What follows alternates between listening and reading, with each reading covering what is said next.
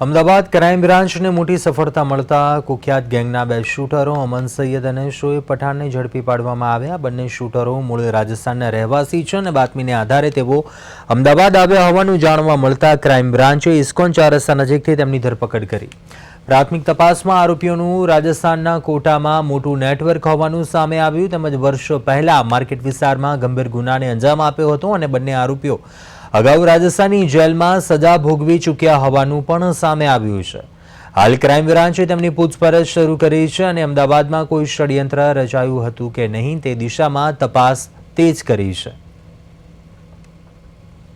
પ્રાથમિક પૂછપરછમાં જાણવા મળ્યું છે કે આરોપી જે અમન બચ્ચા છે એ પોતે એક ગેંગસ્ટર છે પોતે અને રવિ ગોદારા ગેંગ સાથે સંકળાયેલો છે। આરોપીનો ગુનાહિત ઇતિહાસ રવિ ગોદારા ગેંગ સાથે સંકળાયેલો છે। તેના પોતાના કેટલાક એક્ટિવ મેમ્બરો છે, પોતાની ગેંગ છે અને એ ગેંગ દ્વારા તે રાજસ્થાનના અલગ અલગ શહેરોની અંદર કોન્ટ્રાક્ટ કિલિંગ, ખંડણી, અપહરણ, NDPS એવા જઘન્ય અપરાધોની અંદર સંકળાયેલો છે।